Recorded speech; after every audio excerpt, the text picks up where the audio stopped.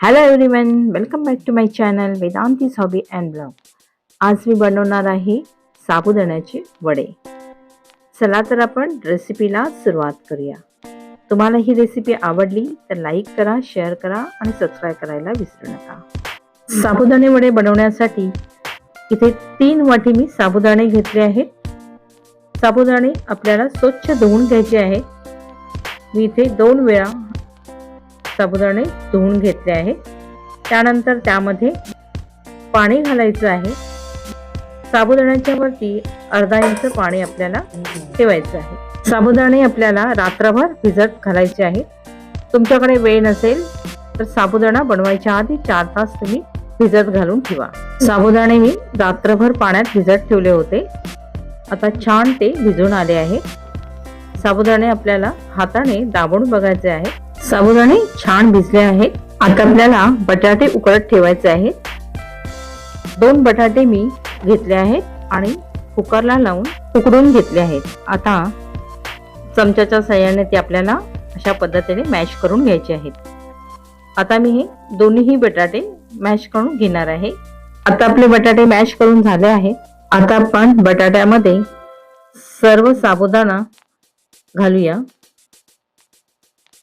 सर्व साबुदाणे त्यामध्ये घातले आहेत. आता आपण त्यामध्ये 1 चमचा जिरं घालूया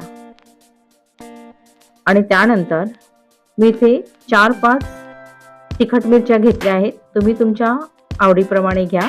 मिरच्या आपल्याला बारीक करून घालायच्या आहेत. आता आपण त्यामध्ये चवीप्रमाणे मीठ घालूया. इथे मी 1 चमचा मीठ घातले आहे. त्यानंतर त्यामध्ये 1 चमचा साखर घातली आहे.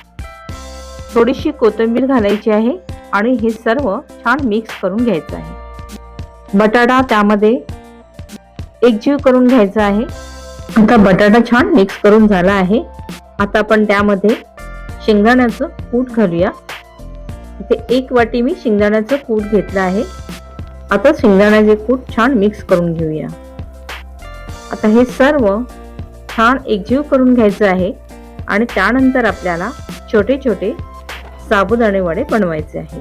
तुम्हाला पाहिजे त्या आकाराचा छोटा किंवा मोठा गोळा बनवून घ्यायचा आहे. मी छोट्या आकाराचे गोळे बनवले आहेत.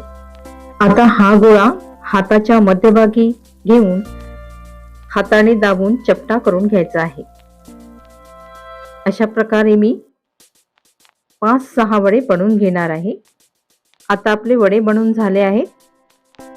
आता आपण ते तळायला घेऊया. एका कढईमध्ये तेल हाय फ्लेम वरती चांगलं गरम कडकडीत करून घ्यायचं आहे आणि नंतर वडे तळून घ्यायचे आहेत.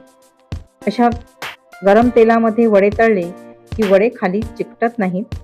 वडे तेलावरती असे लगेच तरंगायला लागले की याचा अर्थ वडे हलके आणि आतून पोकळ झाले आहेत. वडे तळत असताना दोन्ही बाजूने 3-4 मिनिटं तळून घ्यायचे आहेत. अशा पद्धतीने मी सर्व वडे तळून घेणार आहे.